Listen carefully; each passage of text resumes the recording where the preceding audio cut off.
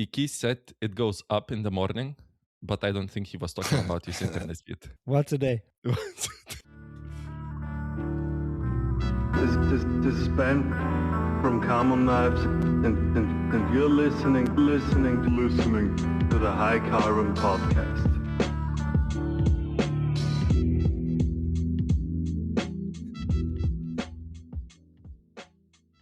Welcome everyone to the High Carbon Podcast. We are back. Everybody's trying to make me laugh here with this. We got video going on. I got a little internet update. Put up a satellite dish antenna type thing, and hopefully it'll work out better so Albert can edit without as much editing as usual. For all of our listeners who bought a podcast t-shirt from us, don't let your girlfriends wash them on you. Polly, what happens when you let your girlfriend wash your High Carbon Podcast t-shirt? Now we have a girl version of it because accidentally in the washing machine, apparently there was a red towel. So now it's all pink. The High Carbon writing is all in freaking pink. But I mean, she came clean to me. She was like, look, I dyed it accidentally pink, and she got a new one.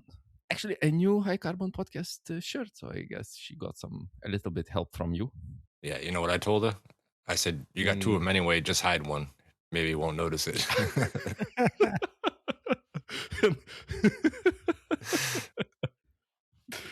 Yeah, but I did. She did come clean, so it's fine. It's fine. And now, most probably, she will be wearing it at Knife Show Austria. So there is a special one-of-one edition. Well, maybe we'll get some other females who are interested in a pink podcast t-shirt. It might be a new trend. Might be. We'll see. It fits her. It's fine. It's great. It's a great shirt. Pink. It's her color, so it's good. And we got Alfredo, one of our past guests, ordered one special speedy delivery to him to get so he could wear it to Blade Show. I think he did a post of him trying out somebody's knife with the shirt on, which was cool. So all the Blade Show crap is over. We don't have to look at everybody's videos to a place that we're not at. That's always interesting when you see all your buddies and people you know at the same show, but you can't be there. It's over. Blade Show. Next year we'll go, right? To Texas. Albert, you said you're coming. Maybe, yeah. When is it? I don't know. I think it's before the Atlanta one, so beginning of the year sometime. I'm not sure. Mm-hmm. We'll have to check it out and get stuff going so that we have a date set and everything. What did you guys do this week? I can start with mine. My shop is full of crap everywhere. I got file guides going. It's probably going to be like the last 25 file guides due for a while because of carbide prices. So what I got in stock will be the end for a while. We got a bunch of folder parts. I got custom bearing sizes with the hardened raceways, so the hardened washers that go behind them. I got a request from one of our other guests that were on the show before that he likes the ones with the nylon cages because they don't collect dust and dirt and debris and shit, which I don't know if that's really a huge problem or not, but got them in both sizes, hardened pins, everything. I think the only thing I'm missing is pivot screws. So like I said last time, I'm going to try and get some custom size screws so people can use the same counterbores bits for the screw heads and for the bearings. So that'll be cool. Just need those and maybe titanium in different sizes. So I have to see if I can source that. I got my folding knife still in pieces that I haven't had a chance to work since the last time we talked, and working on a knife for a customer. So the guy who visited Albert had a friend with him, and he saw one of my knives, and he said he wanted me to make one for him like that, and he didn't care how long it took, so that's always good. We'll see what else is going on. I took apart my car this morning because I was too cheap to pay the $150 for the phone charger upgrade. And I'm like, $150 for a phone charger, that's retarded. I'll just buy my own. So I bought one for like $20 and then spent about 4 hours ripping my whole dashboard apart so I could wire it in. Totally worth it. Totally worth it, my man. It's cool. It's kind of nerve-wracking. Like, you don't want to scratch new shit up, but it's fun taking it apart and then The best part is like your wife's face when she walks by and like you just bought a car a week ago and it's all in pieces in the driveway right now. What are you doing? And one other thing, I got an email today. So this will be for a lot of our listeners and for Albert and Polly also kind of interesting. If you're selling products online on a website to customers in the EU, by June 19th, you have to have a cancellation button on there. So if somebody places an order, legally they'll have 14 days to go back on. It's like a cooling off period to go back on their order. So you have to figure out something, put a button on there so they can cancel it, and it has to have like 2-factor authorization where they fill in their name and the order number, and then they need a confirmation email sent to them and all that crap. How much people are gonna like actually follow that and see if it's on your website and stuff is another question. But they say you can be fined up to 4% of your annual income if you get caught with that, which can be a lot of money. Check it out. How about you guys? What happened? I got an email from my website hosting service. The email said they took care of that already. They implemented this cancellation button, and I saw it on our website, but I didn't know what it was. It just showed up for you? Yeah, it just showed up automatically. I didn't have to do anything. Mm-hmm. So it's a German company. So our website is hosted by Jimdo, and they're very, very precise and accurate when it comes to these legal things. So they implemented it all by themselves. I didn't have to do anything. So now we have on the bottom of our website, we have this Widerruf starten, so this cancellation button. It's like always on the page, because I wasn't sure where it needs to be. No, on our website, you can check it out on our website. It's at the bottom of the website. And as I said, I got the email. I went to our website. I found the button. I clicked on it, but I didn't know what it was. But and apparently it opens up a form, like a contact form where you can cancel your order and write the comment or something. So I didn't have to do anything, which is convenient. Mine is through Shopify, and they said they'll be updating it by next week. So maybe mine will show up automatically too. If not, I'll have to figure out where and like set up the page and the email that it sends out. So it's sending out an email for you guys automatically too with their data. If you like to customize your emails, you'd have to go in and find that email template and change it. And what's the idea behind that? To make it easier for a customer to cancel an order? Yeah, they have like the legal right to cancel the order within 14 days or up until the order is like finalized when you fulfill the order. So mine usually fulfill within 24 hours. So for me, they only really have 1 day, and then it would have to be a cancel and return if they decide to do that afterwards. But they had this right before. Yeah, they had the right, but it wasn't something that you had to have on your website. I've seen them before on other people's pages, like some of the bigger shops, where you can. It's like, oops, I accidentally placed the order too soon or something like that. I don't know. I guess it's all right if you like. Sometimes I've ordered something and then you're like, shit, I forgot this. I wanted to add this to the order too, so it would work good for that. You can just cancel it and then start the order over again with the extra pieces that you wanted or whatever. But I don't know how much extra paperwork it's going to be for us on our side. Canceled orders, or I don't know. You still got to file them and fill out all the details and shit for your tax people. Polly doesn't. He's shaking his head. Polly doesn't have to do anything. He's got people that do that stuff. Yep. I'm also hosting in it's a Hostinger website builder, so I will just shoot them an email. But you said it's until July, right? End of July. July 16th. Or 16th. Okay, so I will just shoot them an email, but most probably they will implement that into the checkout or product. Because I don't think that on my website we do have, you cannot register at my website, so you don't have like a client site. You can only, do purchases as a always every time inputting your information. As a guest. So we'll have to see. Yeah, as a guest, most probably. Maybe it pre-fills some information if you are buying a second time, but I will have to see. But already the email sending is implemented in there because of the order status updates. And I guess the easiest way for them, it would be just to implement that into the email for the confirmation of the order. So you have at the end of the email just a button to, cancel, and that link is only valid for 14 next days. It would make sense on my part, and at least on their part. So I don't know. I don't know what route they will choose, but in my mind, this is the MVP, the minimal viable product to release it and be compliant. I just looked at my notes. I pulled that date out of my ass. It's June 19th. It's like couple what the like, fuck? today's what, the 11th? It's 8 days, a week from now. So by the time this airs, you should have your shit together. Okay, then I will shoot them. Oh my god! At the end of the next week. But it's easy, I think, because I just clicked on the button on our website, and all it does, it opens a form where you have to put in your name, the order number, your email address, and then you have to specify which article you want to return or cancel. And then you can put in a reason for a cancellation. And then I guess you'll just get an email. So that's easy. It's even easy to implement because all you have to do is make a button on your website that opens up like a contact form, and then you can specify the fields, the required fields and stuff. But that sucks ass. Sucks ass if you have integrated like PayPal, Stripe, and other payment gateways. Yeah, sure it does. It would be so cool if they press the button and then they issue a refund for that purchase or a part of that purchase for that client. But if you get a form and an email, then you have to go back, blah, blah, blah, issue a return, then to fix the invoices, create new, but how would I do that if you only can order, let's say, from your website as a guest? I can put in whatever I want. I mean, how does your website know what I ordered?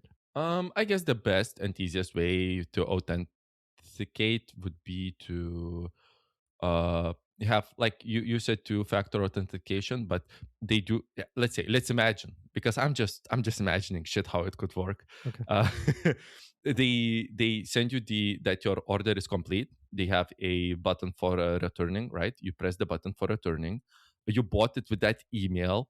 Then you go to that form and they say, we sent you a confirmation code to this email because it was brought from this email, because you can share that link to anybody, right? And they can press it. Then you put in the code, then your email is authenticated, and then you can, do the return. The system could say, yeah, we will return it to the payment option that you chose, maybe to your PayPal, maybe to your I don't know, your credit card if you used Stripe or whatever. But it's just, as you said, it is just making it easier for the client to use the right that they had already for I don't know how many years. Forever. Just to return. Yeah. And it's great. It's actually a great thing, to know that the European Union is looking out for us. You can buy shit and it's shit, and then you can just return it because it's shit. So honestly, I don't think it's going to change anything. The people who forget stuff aren't going to push the button. They're just going to message me and tell me that they forgot something, or they do another order and I just refund them shipping. Just another thing that the people don't see behind the scenes that you got to take care of. So how was your guys' weeks? Anything exciting? Talking about web shops, I made an update to our website again. Yes, I saw that. I wanted to ask you about it. I added a few new products to our website. So I told Polly last week, but we don't know when we're going to air the episode from last week, or we recorded last week. But I added new belts, so new belt sizes, 100 by 2000 millimeters. And do you want to guess why, Keith? Yes, for people using the waterfall grinder, right? I hear you heard the episode. Yeah, that's right. For people. No, I didn't hear that far. I heard okay. I don't know, the first half hour maybe, but I like it. Okay, yep. For the people who bought one of Tobin's waterfall grinders, so Fingal has one, Adonis Forge has one, so there's quite a number of people out there who bought one of these grinders, and it's hard to get belts in 1000 by 2000. So we even stock the higher grids, so 240 and 400 belts. They are hard to come by anyway, even for 50 by 2000 or 75 by 2000. But we have them for 100 by 2000 also. And these belts are very competitively priced. So we're not making any money, but we looked at the other websites and we're cheaper than all of them. So. And are these like a special kind of belt for wet grinding, or can you use? It's a standard ceramic with the XK, what's it called? XK 860, I think, or 870. 870X, yeah. So it's the exact same. So ceramic VSM belts. So we're going to start selling these. How we found out that Tobin's grinder has the sizes because Fingal Ferguson asked us if we could somehow get these belts for him. And then we started looking into this, and then we messaged VSM to get a quote. And since we get so much belts from VSM, they made us a very good price for these belts as well. Cool. You added something else new to the website, I think, too, right? I added the Guestwein polishing stones, finally. Yeah. Yes. They are awesome. I got them today. So we ordered them last week, and I opened the package today, and we ordered a large number of these stones because same like always, the more you buy, the cheaper they get. So we have them in 3 different grids. So we have them in 220, 400 and 600, and the dimensions are 13 millimeters by 6 millimeters by 150 millimeters. So they're rectangular. So the standard size we always use. And we went for 220, 400 and 600 because we use them mainly for hook grinds, and everything above 600 grids can be done with sandpaper because the sandpaper backing is so soft, so you can get into the corners with higher grid sandpaper. But with lower grid sandpaper, this doesn't work properly. So that's why we have them in 220, 400 and 600. Yep. So, and they're also very competitively priced. So I looked online and I couldn't find a shop where you can get them for less. Yeah, the only other one I know of is in Italy. Rockblade, yeah. Yeah. They charge the exact money we charge. Okay. Exact But same. you save on shipping if you guys are Austria, Germany, somewhere locally. Yeah. Do your students use those stones too, or only paper? No, it's only us. Our students use papers because our students usually don't do hook grinds. I mean, if they did, they would use them, but usually they do flat grinds or sometimes a tanto, and you don't need them for these kinds of grinds. Maybe they could if we had one of these machines we were talking about, this vibratory machines where you can attach the grinding stones to. Maybe they would use them too. Yeah, in the classes. But they usually use sandpaper only. I think you'd end up with a pile of like small broken pieces of stone everywhere. Students dropping them and knocking them off the table and just grabbing new stones all the time. You guys would have so much extra True, shit. but they are surprisingly robust. The good ones, the cheap ones from AliExpress, they break all the time. But these gas line stones, they're surprisingly tough. So that was that. How about Paulie? What's going on in his shop? He's waiting patiently. Yeah, it's a hard week, my man. Last week was the launch of my finally. I've been talking it for ages. Seems like I'm a broken record. I'm talking about the same shit every week. I'm gonna release my new model, blah blah blah. So it's finally the week after the release, motherfuckers. It's great. It's great. Thank you all my customers. The orders are great. I'm very happy, very excitingly happy. Thank you for all of my distributors. Great orders. Much love. Very nice. So the last week I've been working on a batch so I could send out to my heat treater.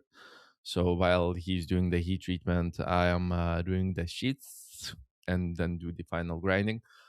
So I was working on a batch of 40, and I'm sending them. Oh, by the way, I have a life hack. If you need to send something heavy, I just bought a look, before I used to package in a cardboard box, and if it's so heavy and it falls down, it's toast.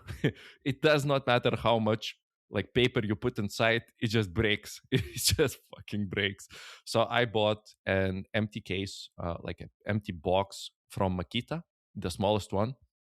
Great. And I'm sending most always through bus freight. So they always wait before they send it out and blah, blah, blah. And it's tracked and it's, it's so easy. You just put it in the bus and it comes out at the other end. They don't have any automation like they have in big shipment places. So it won't be opened. It's fine. And it's just scrap metal to them. So I do not care. So it's great. It is working great, easy to package. So they are out. And this week, actually, it was busting my fucking ass. It was so hard because the last day I needed to sandblast like 30 blades.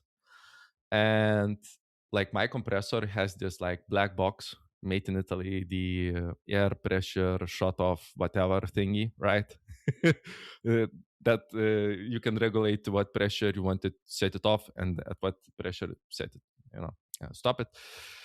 And the compressor that I have, it's a pretty good compressor, even though it's a Soviet one. Boo-hoo, but I got it extremely cheap. It works at a working temperature is like 90 degrees. It's pretty hot. It's pretty fucking hot. It's like 500 liters a minute, I think. It's a lot. So when you are sandblasting, you're using a lot of CPM. you're using a lot of air. And that compressor is working. Like the duty cycle of it, look, listen, it's fine. The duty cycle is fine. For 6 bar, it's rated for S1. So it's like continuous duty cycle. But I like to blast at 8 bar. I kind of dig it. It's nice. It's nice. So it's working. It's working overtime. And the black box, the pressure shutoff fucking regulator, whatever thingy, it has a some like back pressure pipe nylon tubing going inside. So it, you know, it gets the 8 bars, it shuts off, it's fine. And that thing started to melt and started to dislodge from the location. And the compressor did not turn off. So I spent like 3 hours figuring out how to fix it. Like I had some look, I was like, oh, I'm so smart. I will just put a push-in fitting right there, put a simple air hose. You know, it's easy peasy connector. If it blows, it's fine. Well, it blew the first fucking time. The hose did not. It yielded to like 100 Celsius, and like the compressor is like almost 100 Celsius, but the air that is pressurized, compressed, it is even hotter. So then I sat there, and I know I won't go to shop. I won't buy any new parts. I'm looking at my shop that I have, and I'm just basically playing Lego. And I did like 3 abomination builds where like I have this fitting that fits, but the hose is like 8 millimeters, but the crimping part is 8 millimeters, but the actual hose is 6. But I don't have the right thread and the right fitting for 6. So I just try to mangle, work it around. Nothing worked. Nothing fucking worked. And I'm just battling. And I'm battling with a compressor that is fucking hot. It's hot and inconvenient place. So I'm cursing the whole day. I'm like, this is supposed to be an easy day, and I hate sandblasting. So in the end, I did a very dirty fix where I just, it's just a dirty fix. I used the same hose, and I just melted the ends where it mushroomed out, and I put in a screw, and it just held. It's fine. It's a temporary fix. Until it fails, of course. Until it fails. It's a temporary fix until it fails. So yeah, I was eating shit the whole week in the past day. It was hard doing like 40 blades because I have to do it's like from zero. It's like 40 blades from zero. And when they come back from heat treatment, I just have to put on the final grinds and just sharpen it up, laser the logos, and they are good to go. So I'm really happy that they are sent out. I will be waiting for like a week or something like that. And while that is going on, I can work on many new things, and I got so many new ideas. So yeah, and the reception was great. So it was a good week. It was a shit week. It was a week. So, you know. Albert was shaking his head about that regulator problem. Is that like a common thing with those high pressure systems, or do they always melt out? I don't know, but it's such a party thing to do. To look around in the shop, whatever he could find. Yeah, why not? Make it work. Believing that he could. How many bars of pressure? 8 bars of pressure? 8 bars. No, look, it held. The heat got it because, like, I maybe I will send it in the group picture what abomination I did build, but it was basically like one end is 8 millimeters and you have a shit ton of fittings, and the other end comes out 6 millimeters.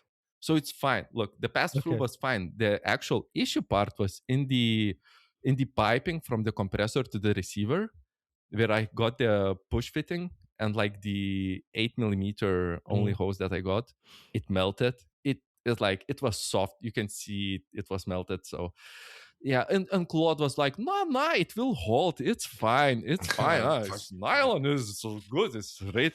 And actually, the nylon hose shacks actually rated, I think, like to 10 bar at least.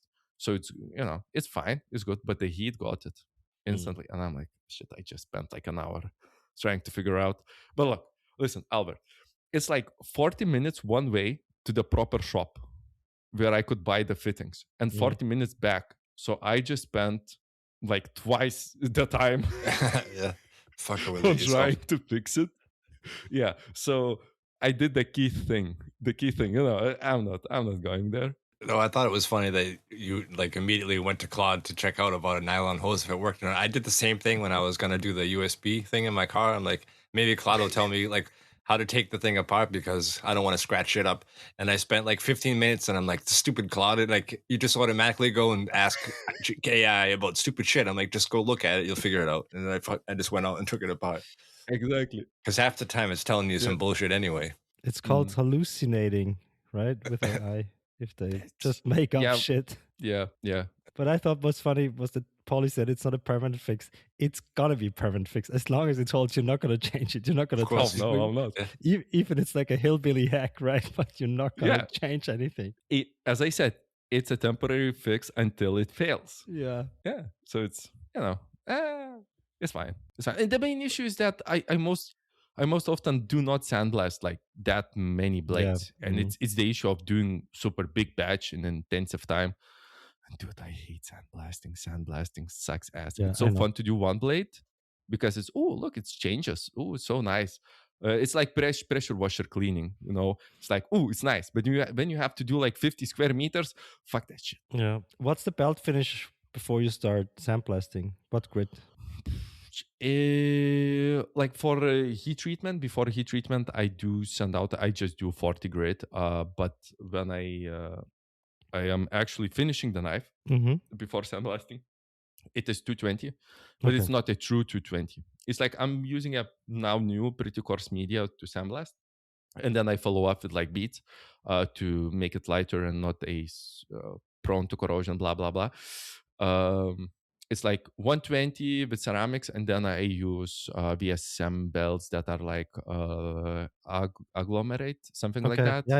Yeah, and they are basically polishing. They are not taking out deep scratches.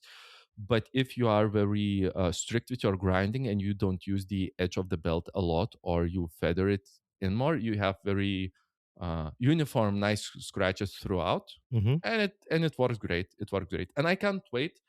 I think all of the order money, not all of the order money, but some of the order money will be spent on buying a industrial tumbler. And I can't wait to get into tumbling, because if you are sandblasting, I will do sandblasting and then tumbling because I like the uniform look, but I hate that it kind of hides, because I am doing saber grinds, it hides the top line. So I kind of want to polish it up a little bit and give it more definition, because I don't know, I like my grinds, so should look more cool. So with the media you use, you can sandblast out like the scratches from your belt grinder, or are they still visible after sandblasting? They are less visible, but if you are look very closely, they are still there. Okay. I think I talked with Walker Knives, and he's doing tumbling right after 120, and he can get out scratches. I'm like, what? But what media does he use for tumbling? Do you know that? Yeah, I don't know. I will find out. Yeah, please do, because we have an industrial tumbler. You know that, right? Like, do you use it? Yes, and I've tried everything. I've tried sandblasting, then tumbling, etching, sandblasting. So I tried all of it. And you still could see the scratches from the belt grinder. But I used the 120 belt. So the ideal, because the 120 belt is in our shop the last belt with a hard backing. So it would be ideal to find like an order of operation and machines where you can get rid of the 120 scratches. But it sounds like it's not really working for you. So I would suggest you could maybe sell it at a discount to me, and I could, never take this burden off you. No. So you got that tumbler used and the media was already in it. Is that right? I think so. You're not really sure. Exactly. It's kind of mixed media. No, it's all the same media. It's this small, I think it's ceramic pyramids, these gray ones. And we didn't change the media because the media is so expensive. I think a full load of this media costs a few €1,000 for the whole machine. It's expensive. So we didn't change it. Is it like triangular shape? Yeah. Does it have the corners still, or is it like pebbles? They're pretty decent. They're most definitely rounded off somewhat. Yeah, the corners. And I think I read a little bit about tumbling, and I think it's really important what kind of additive, like liquid additive, you are using. And I can't wait. I really want to test out some that have like citric acid, I think, inside of them, because it is used for stainless steel passivation. So that would be really yield a more stainless in the end if you are sandblasting, because with sandblasting you can introduce some contaminants and that would neutralize them and help rebuild the chromium oxide layer on top. So and I heard you can yield very different results depending on, like how much do you have of that liquid and what is the proportion, because it needs to be diluted, I think. Yes. So you can play with that to get different finishes, Yeah. So it's a lot of playing and figuring it out. So if I figure it out, I might provide the information in our Patreon. You can support us on Patreon, High Carbon Podcast on Patreon. We have some really interesting shows right there. Mostly the last one was talking about shitting in the woods with Benjamin Cologne. So feel free to listen to 1 hour and a half about how afraid he is to shit in the woods. Well, now he's got some literature to read when he's shitting at home, because he got the How to Shit in the Woods book from us. Yeah, he was really happy. It seems like he's trying to hide, like he's saying like I have a lot of experience, but if you listen to the low carbon episode, you know that he's a home pooper. It's okay. I'm not giving away too many details. You can go and listen. You can just buy it for €1 a month, and you can listen all of the shows instantaneously. Well, we got an update from Kuro Senshi. His mom sent me a video. Apparently, he's got his grinder all set up.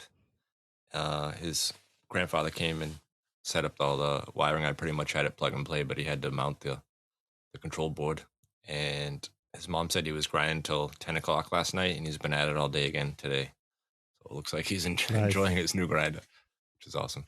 It looks like it might be a little bit high for him, but I guess everybody grinds at different heights. I like mine a little bit lower. I don't know how you guys do it. I like mine super high. I mean, what do you mean super high? Like this high? Like 30 centimeters above my head. No. But chest height. Yeah. For me, your elbows need to be like at 90 degrees or a little bit like lower, because if it is higher, you have compression at your elbows and it starts to wear on you. So, and if it's super low, then you are like way down below and your neck starts to hurt. Yes, because you need to look at the work, right? Yeah.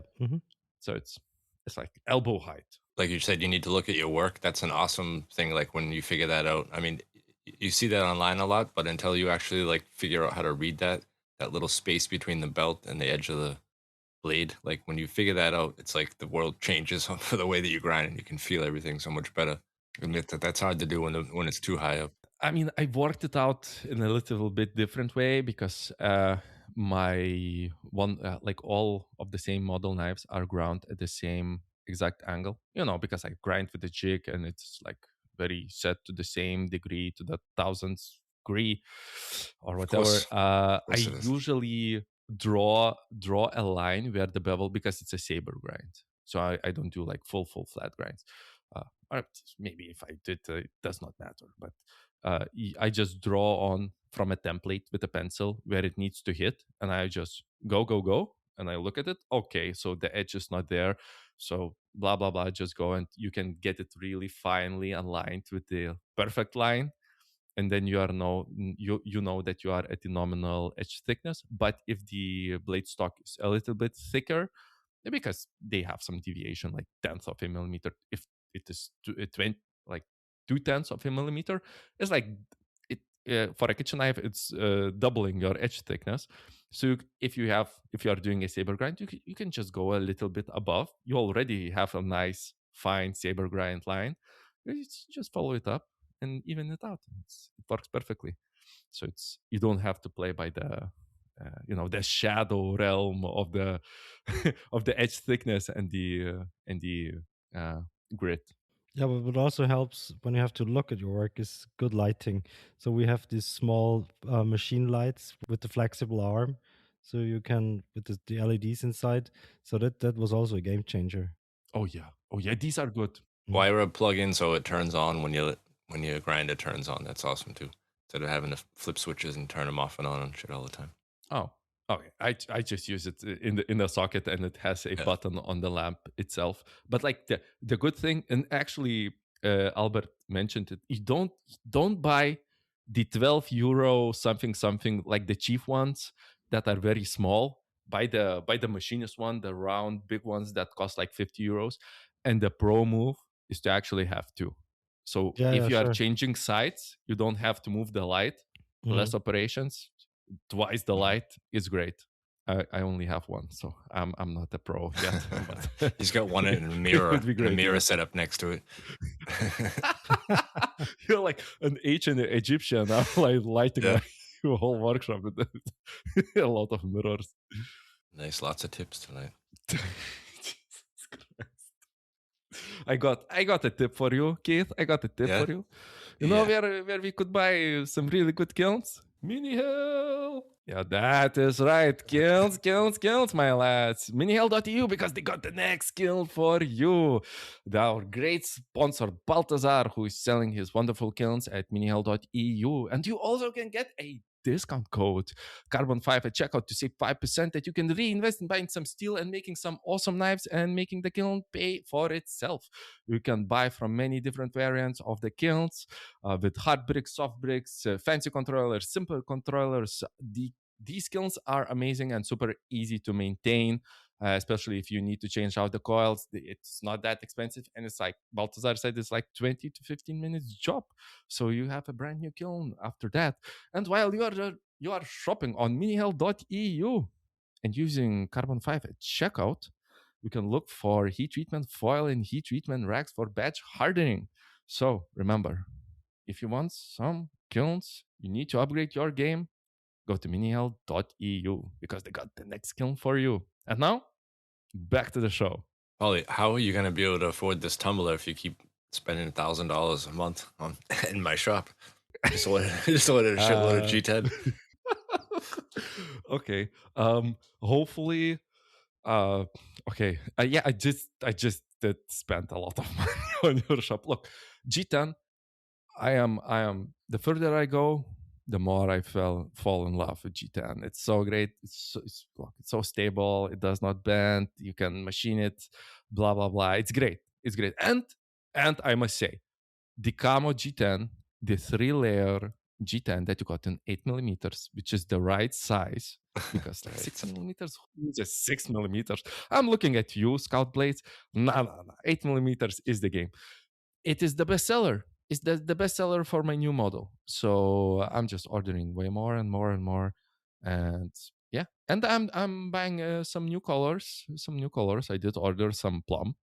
And in the past, I have some pink, but I did not release my Iltis in pink because I was so busy, just with the release stuff of my Varnes 2.0. But yeah, I think I hopefully will be able to afford the tumbler.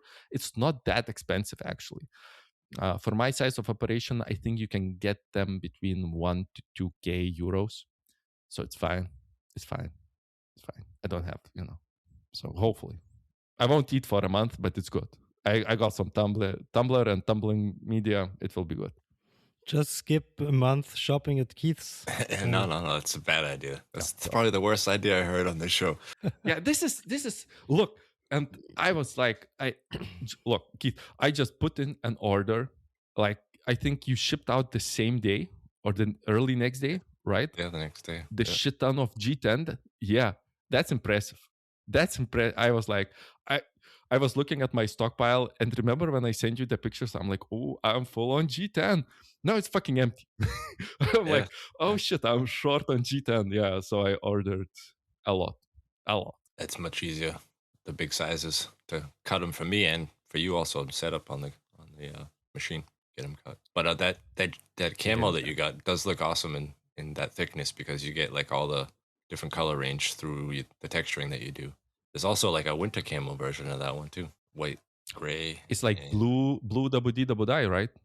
It's a little bit of blue, a little bit of gray. No, it's white and gray and black, I believe. Yeah, those three. Oh, that's cool. But where's that on your website, Keith? I'm looking as we speak. Where is it? G10 multicolor. Multicolor. If you're in German. Okay. Yeah. G10 multicoloren on German. Mehrfarbig. Yeah. Is it like many colors? It's like, yes.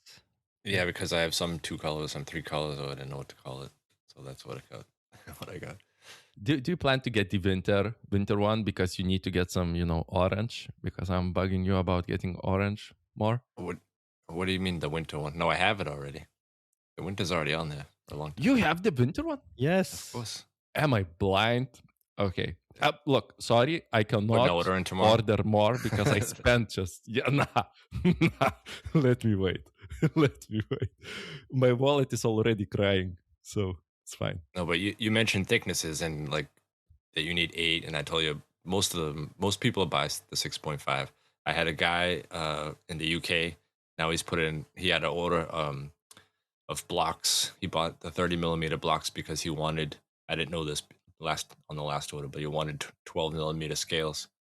And then he went to order again. He said that the knife sale went good and he wants 25 blocks. And then I'm like, yeah, I can do that for you. And he asked what I use to cut the stuff with. And I told him that I use carbide blades on my table saw, and he's running them through his bandsaw. And he's like, well, that's really smart because I think I cut through one block and the blade was still already. So he asked if I could split them for him. And I'm like, what are you doing with 12 millimeters? I don't know. But he's got 12 millimeter scales, and then he machines them from there. A lot of work cutting those big blocks. If people are buying them, it's better to get the thickness that you want. It's not really worth it unless you have special equipment for it. The G10, especially in that thickness, it has something to do with like the amount of teeth that make contact with the piece that you're cutting, and it just rips them to shreds. Yeah, and I remember in the past you kind of recommended me to use like 100 teeth blades or something like that, as much teeth as possible. Yeah. But I'll dial it down to like 60 or 80. Cuts better. It's just, but it really depends again on the G10. When I first started, I was just buying the regular multi blades for the table saw, and for me, the more blades, I think I was 120 teeth. I think is the one available for my size table saw anyway. Was the best for cutting for me anyway. But now the carbide blade that I have is way less than that. I think there's 35 teeth on it, or 40 maybe. But I've been using the same carbide saw blade now for probably 3 years. So I have a guy locally that works at a company that makes windows, and they cut like all their aluminum frames and stuff with it, and the plastic frames for the windows, and they have somebody sharpen them, and after a certain amount of sharpening, they mark them as like the last time that you can sharpen them, and they're supposed to cut the blades in half and throw them in the trash, and he just brings them to me. So I have a blade that they deemed was not sharpenable anymore, and I've been using it for 3 years still, and I think I have about 10 of them now. The things are about like $100 a teeth, so they get really expensive, those blades.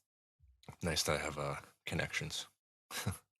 The only drawback, or the biggest drawback, is that they're like 4 millimeters wide, so you do end up losing a lot of material, but it's kind of worth it for me. Oh, that is why you were like, I don't like your small blocks. I don't like to cut it up. You are losing like 4 millimeters with every cut. Jesus, Christ, and you were like, that's a lot. You were like getting your handles down to the millimeter so you could save 2 grams of G10 and not have to pay for it. And you were blasting like 50 grams of G10 just in one cut. Right into my lungs. Yeah. Big sheets. Yeah, big sheets is the way to go. Yeah. So, what other colors and stuff should I get for this 8 millimeter project that you've got me building up now? Okay, because now I have a voice because I spent a lot of money in your shop, so I have a vote. It's lobbyism at its best. I think you should get the army green with a orange liner. That would be great, so I don't have to flatten them and glue them up and then do big sheets. Mm-hmm. Orange is great. I saw that the winter one is only at 6.5 millimeters. Yep. So, you should get that at. But it's like the winter one is it tricolor? Yeah. Is it tricolor or is it dual? Oh, okay. So you should get that at 8. But I mean, all the colors that you have already in your shop.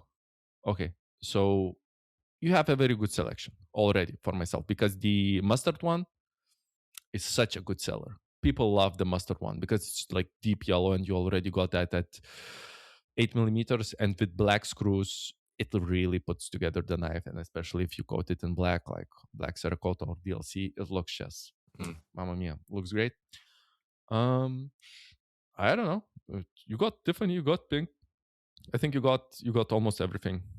Liners would be great though. Liners. Thicker liners. Well, there's a lot of colors that I don't have, but they're like just variations of the same thing. I got like red that's a little darker or a teeny bit lighter, and then it gets really difficult, especially showing them online. Like people aren't sure what color it is. Then they forget which red they ordered, and they'll put in an order to try and make a knife that they've made before, and they get the wrong color red or something. So I tried to keep the basic colors that I have the same way they are. So I pretty much think I got everything that my supplier gives us. I actually had Doc Smith placed an order, and it was funny. He said, because he just placed an order like a week ago, and now he's got another one going through. And he said that he had a customer request the mustard color that you mentioned. And he said that he already had the mayo at home, but he wanted the mustard, so he had to place another order.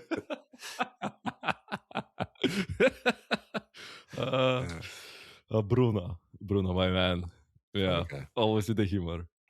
It's funny guy. Yeah, but like doing like pre-made liners with liners, especially the classic variants, like army green and orange. It will look so good. It will look so good. And if you just buy something you want to try out, buy it in 8mm. Maybe the multicolors, like the one, the bumblebee that you got one. No, look, listen. Look, this is not cheap Paulus talking, okay? Because I'm thinking of doing like small sprint runs and like special steels, blah, blah, blah.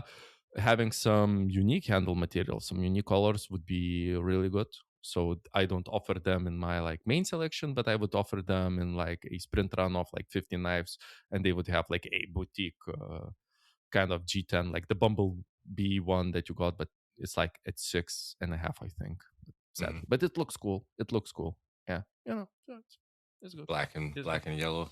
Yeah, black and yellow. Yeah, and the tricolor. The tricolor with the orange, I think, is pretty good. But in my opinion, my humble opinion, I think having it in dual color, just orange and black, would look better. In my opinion, just the classic hunter looking kind of thing in 8mm, of course. Yeah. There's another one. My lighting in here is really bad, but the folder that I was working on, yeah, you can't even tell.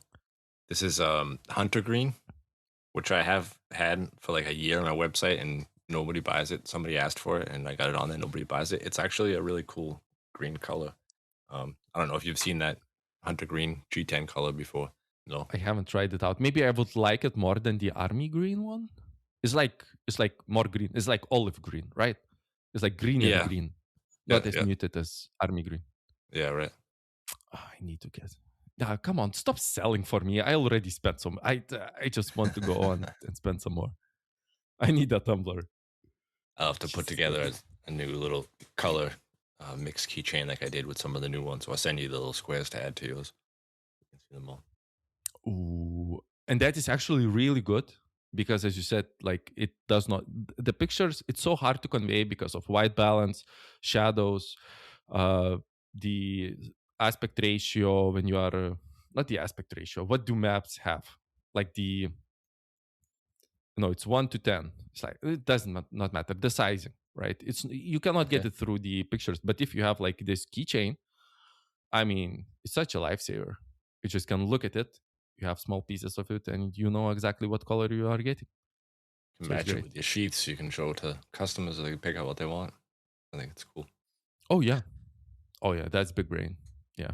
Do you sell these color samples, Keith? No, I usually like when I get a bunch of like leftover pieces of G10 that are too small. Then I cut up a bunch of squares and make like a little keychain and send them out to my customers who buy G10 all the time.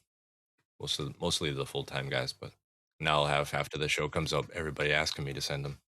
They gotta order they want keychains for free so that they can just take the keychain apart and use them for like liners and stripes and shit on their knives for free. But you could say that for every order of G10, let's say above 500 euros, you get a keychain for free. Yep, as like an option added to the cart. An incentive for people to buy more G10. I will have so many keychains. Give Yeah, him yeah. keychains every You month. can you only get one. Oh, you only get one. Okay. Why would you need more? I mean, why not? Free shit. I know. Yeah.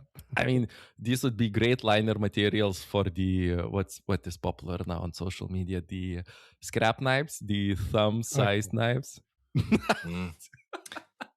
I actually could use some for as liners for hidden tang knives because they Yeah, exactly. That's what I was material. thinking.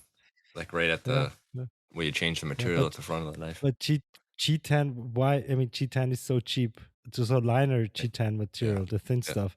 It's how much is it? Like €1 or something for a sheet? €3. Yeah, but whatever. Yeah.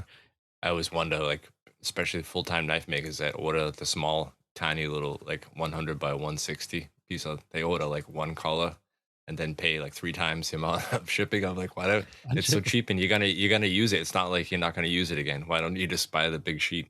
Yeah.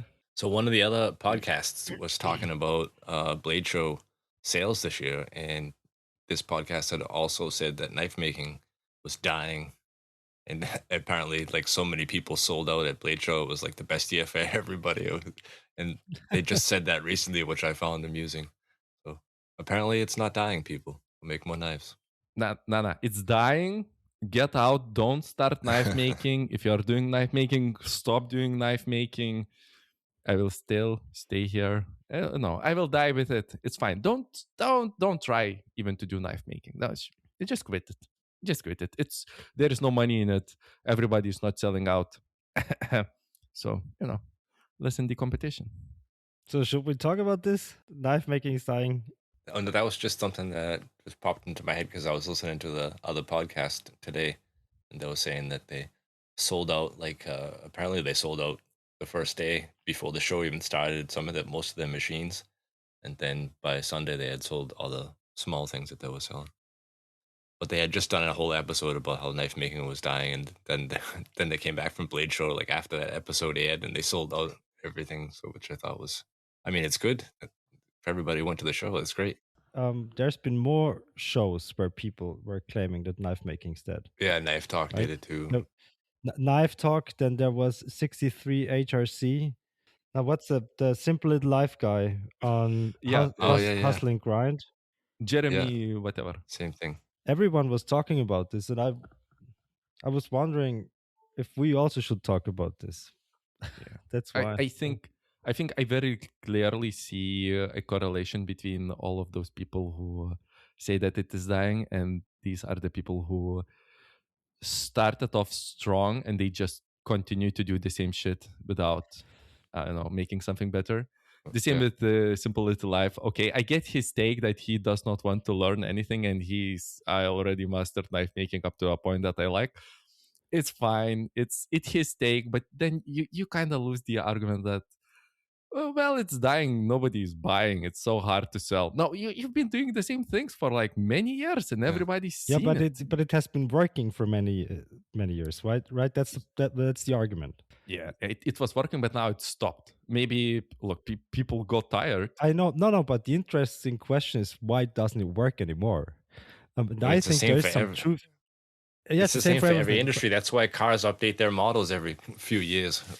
Like if you sold the same car model and never change it, you would stop selling them at some point. It's not just that, no, because I've known knife makers who have been selling knives for 20 years, and sales are going down for them also. So it has nothing to do with the same model. I think it has something to do with that the competition got so fierce within the last few years. There's so many great knife makers out there that it's very hard to stay on top, especially if you do the same shit like over and over again. So if you really believe you can sell the knife you've whatever came up with the design like 5 years ago, and you haven't made any progress, it's probably going to be tough for you.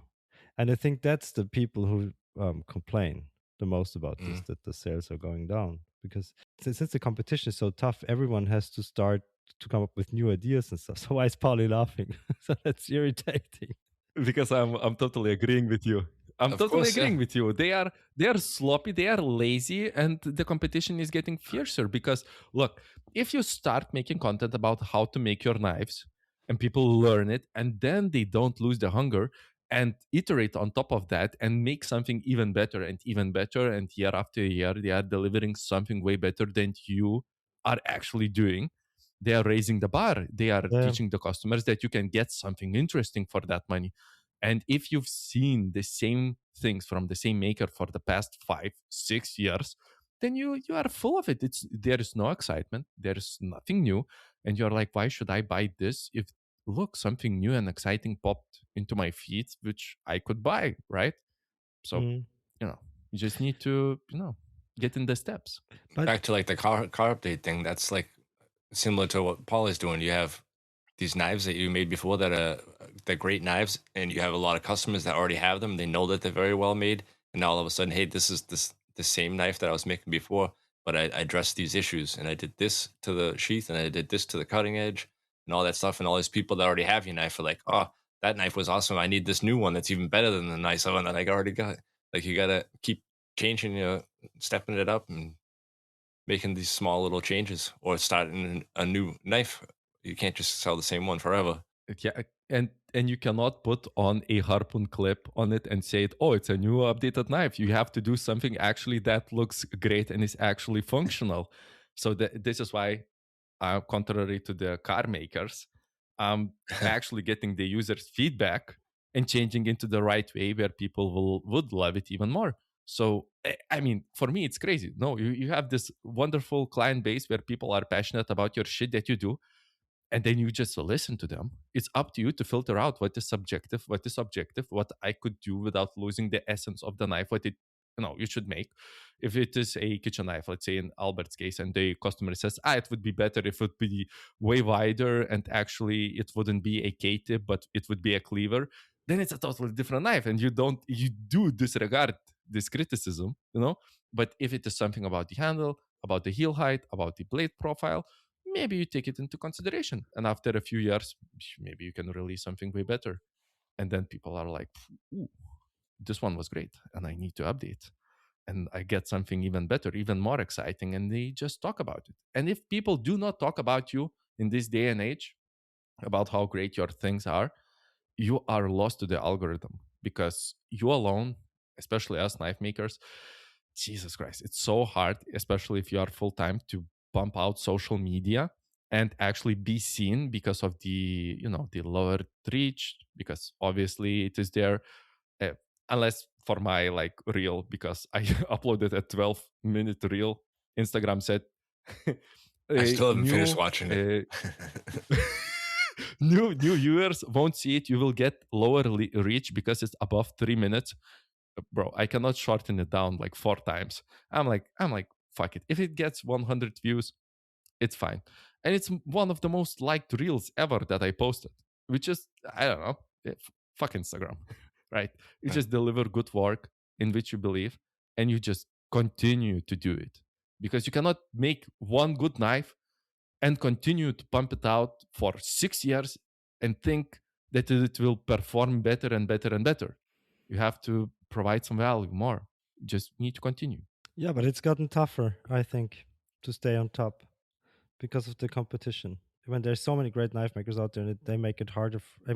We all make it harder for everyone else, right? Because why should they buy a knife from you and not one of your competitors? I have an argument here also. I think one of the best quotes, and I don't remember who said it, best competition is no competition at all. So what this basically converts into, that you need to go into a very niche product and to basically fulfill the wishes and needs for a very specific audience, and they will praise you. So it is way better than to have 10,000 passive followers, to have 100 passionate followers who are posting their own content that you can reshare. And if you go into a very niche and you stand out, you kind of reduce the size of the competition that you actually have, right? Yeah. So you need to do something, not like put a harpoon clip and do some strange handle shape, and I'm like, oh, I'm so different. But actually look what people need. Yeah. And these happy people will, continue to spread the marketing for you. Albert markets by resharing whatever Andy posts, right? That's not true. That's just no. The last few posts I made, the one with the double hook grinder with the cleaver, Yeah. And Andy reshared it. Yeah. But here's the thing: Instagram is a bubble, right? So it's not Instagram is not important for our business. We have like a few thousand followers. That's nothing, right? So our customers do not come via Instagram. They come via our website. Through your website and through classes. Yeah, website and class. But how do people find us for classes? They also find us through our website, right? So those students talk about the class they took and about you guys and to their friends and everybody in their area. And those people might not have interest in taking a class, but they would like to buy a knife from somebody. And of course, they're going to go to you guys. This is the same as on Instagram, right? Like you say bubble, it's basically who is following me and who I am following, right? But if my customers do post stuff about my stuff, I'm going into their bubbles and their bubbles know about me. That's right? true. And it's the same with classes. If you would, like, I've seen some people who are doing classes, they take very good pictures of the in process of the class, right? And I think this is a brilliant big brain chess move, actually. If you take very good classes, like people love your classes, right? And you take pictures and you post those pictures on Instagram or let's say on Facebook. I know, Albert, you don't use Facebook, but blah, blah, blah. But just listen to me. You post it on Facebook and you tag those people on Facebook, they would be more than willing to reshare because look, the cool experience that I experienced. And this is like, oh, I would like to do that. How is this Johannes doing this knife making looking so cool, right? I need to go to Albert and maybe I want to try that. And it, kind of helps to perpetuate. And then you use this as a huge funnel of people that go to your website and actually sign up. Yeah. So they come from different points. So knife making is not dying. No. It's dying if you're lazy. But I'm pretty sure it's gotten tough for a lot of these people. So it's become such a big topic now that the knife making thing is over. And it might be over for some. Here's a hot take. There are too many knife makers out there. So not all are gonna survive, I think. I do not agree. I wanna bet? Wait. I agree. I think it's not because yeah, of course they won't all make it, but I think it's not because there are too many knife makers. But I think the essence of the problem is if you are focusing on the things that other people are doing instead of focusing on how I could elevate my work, you already lost, my friend. Yeah. You are running and you are looking, oh no, the guy is faster, and you're focusing on that guy instead of you're running and you're breathing. Yeah. So you need to focus on your shit. If you are too concerned about somebody who is doing something great and you go on and copy his design, you will be always at least at the second place and you will always be eating shit. What I always said when I started out, I'm not looking left and right what other people are doing or other knife makers are doing. I try to improve with what I'm doing and coming up with new shit. But yeah, I think if you look too much left and right, it might become frustrating and you might lose your drive. So it's probably not a good idea to be looking like left and right all the time. So it's not, and it's worth the time. Yeah, just do cool shit that you like and it's fine. It's fine. Nobody cares. It's like me looking at you, what you do, and I'm like, oh, now I need to do something that Albert does. And of course, I won't be able to be like steps ahead of you. I will be always following you. I will always be following in your footsteps. And you will be always ahead. And this is such a unsustainable way of running a business. It's crazy.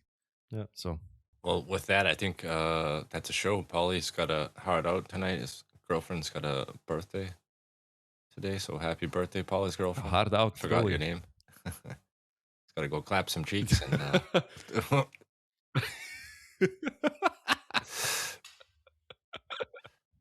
You gotta do what you gotta do, So I think we will talk to you guys again all next week. Yep. Bye for now. Bye. I noticed I keep saying bye for now, and I shouldn't be doing that because another podcast does that. Yeah, I thought it was on purpose. It wasn't something I tried to do on purpose. I just noticed the other day when I was listening to it. I'm like, God damn it. Like sometimes I think maybe I listen to too many podcasts. I thought it was.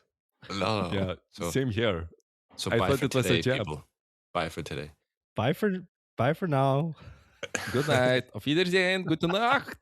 Do widzenia. Play the music.